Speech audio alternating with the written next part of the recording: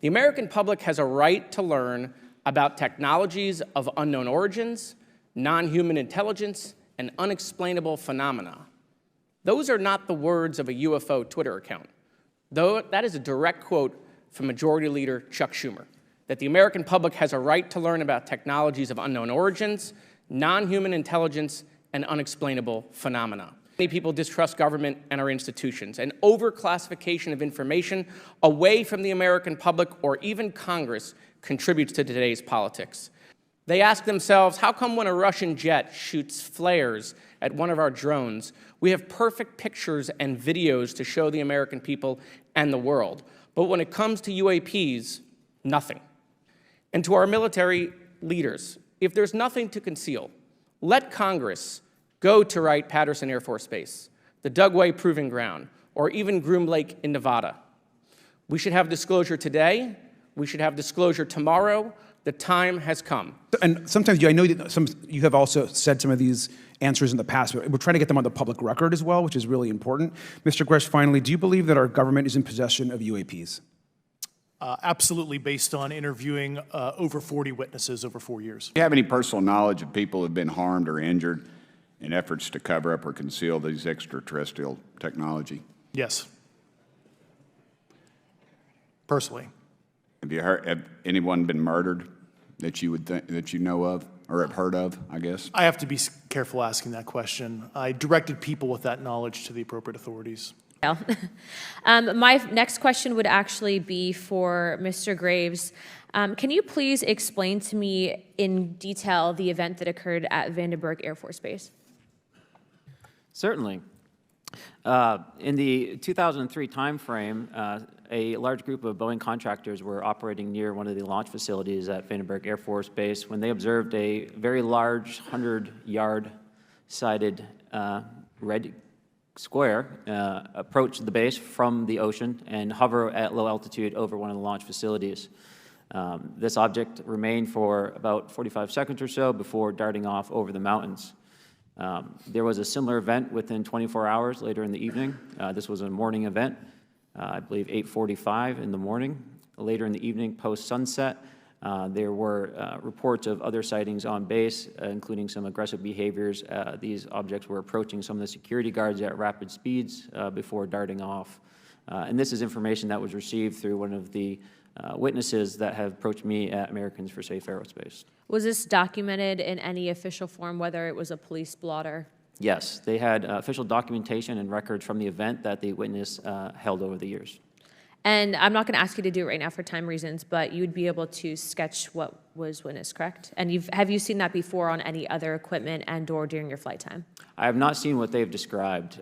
This object was estimated to be almost the size of a football field, and I have not seen anything personally that large. A minute left. I apologize, we only have 5 minutes today, but for the record, if you were me, where would you look? Titles, programs, departments, regions, if you could just name anything. And I put that as an open question to the three of you. I'd be happy to give you that in a closed environment. I can tell you specifically. Thank you. And so I think that's because I'm from Missouri, you've got to show me, right? With that being said, there's been a lot of things that have been said in the public, Mr. Grush, and so I want to get down to, if we can, some specifics, right? So at one point you had said that there has been harmful activity or aggressive activity.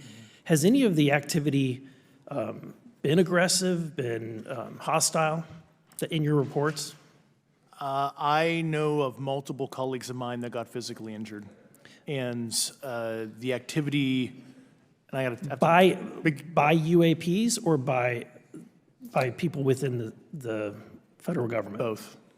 Okay, yeah. So there has been activity by alien or non-human technology and or beings that has caused harm to humans. I can't get into the specifics in an open environment, but at least the activity that I personally witnessed, and I have to be very careful here, because they tell you never to acknowledge tradecraft, right? So what I personally witnessed myself and my wife was very disturbing. Okay. One of my constituents actually sent this next question, and I figured I'd ask it since I had the same thought. You've said that the U.S. has intact spacecraft. You said that the government has alien bodies or alien species. Have you seen the spacecraft? I have to be careful to describe what I've seen firsthand and not in this environment, but I could answer that question behind closed doors. Yeah. And have you seen any of the bodies? That's something I've not witnessed myself. And with that being said, you have mentioned that there's interdimensional potential. Could you expound on that? Yeah, to answer your first question, and I'm here as a fact witness and expert, but I will give you a theoretical framework, at least to work off, to kind of espouse crashes, regardless of your level of sentience, right? Planes crash, cars crash, n number of sorties, however high, a small percentage are going to end in mission failure, if you will, as we say in the Air Force. And then in terms of multidimensionality, that kind of thing, the framework that I'm familiar with, for example, is something called the holographic principle. It derives itself from general relativity and quantum mechanics, and that is, if you want to imagine a 3D object such as yourself casting a shadow onto a 2D surface, that's the holographic principle. So you can be projected, quasi-projected from higher dimensional space to lower dimensional. It's a scientific trope that you can actually cross, literally, as far as I understand, but there's probably guys with PhDs that we could probably argue about that. But you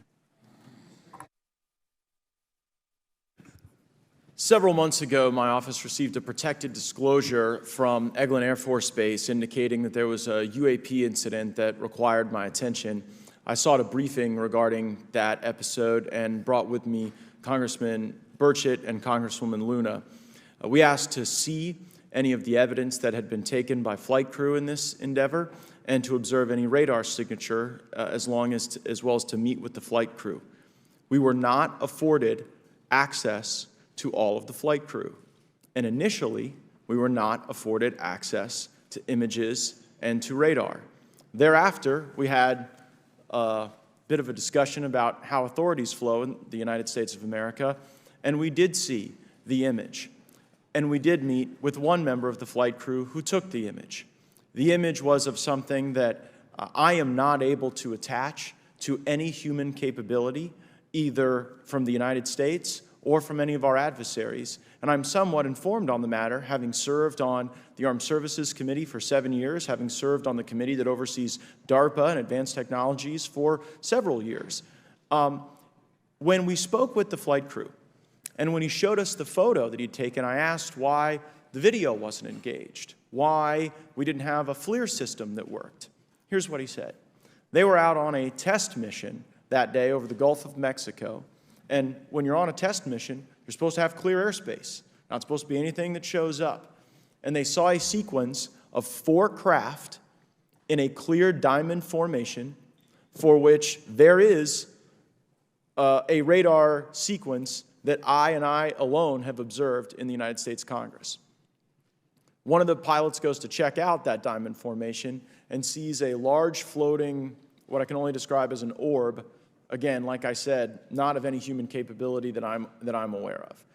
And when he approached, he said that his radar went down, he said that his FLIR system malfunctioned, and that he had to manually take this image from one of the lenses, and it was not automated in collection, as you would typically see in a test mission. Mr. Graves, what percentage of UAP sightings, in your belief, go unreported by our pilots? This is an approximation based off of my personal experience speaking with a number of pilots, but I would estimate we're somewhere near 5% reporting, perhaps. Officials at the highest levels of our national security apparatus have unlawfully withheld information from Congress and subverted our oversight authority. There are certain elected leaders that had more information that I'm not sure what they've shared with certain Gang of 8 members or et cetera, but certainly I would not be surprised. Okay. You've stated that the government is in possession of potentially non-human spacecraft. Based on your experience and extensive conversations with experts, do you believe our government has made contact with intelligent extraterrestrials? Something I can't discuss in public setting. If you believe we have crashed craft, stated earlier, do we have the bodies of the pilots who piloted this craft? As I've stated publicly already in my News Nation interview, biologics came with some of these recoveries, yeah. Were they, I guess, human or non-human biologics? Non-human, and that was the assessment of people with direct knowledge on the program I talked to that are currently still on the program. And was this documentary evidence, this video, photos, eyewitness? Like, how would that be determined? The specific documentation I would have to talk to you in a skiff about. Gotcha. Okay. So, and you may or may not be able to answer my last question, and maybe we get into a skiff at the next hearing that we have, but who in the government, either what agency, sub-agency, what contractors, who should be called into the next hearing about UAPs, either in a public setting or even in a private setting? And you probably can't name names, but what agencies or organizations, contractors, et cetera, do we need to call in to get these questions answered, whether it's about funding, what programs are happening, and what's out there?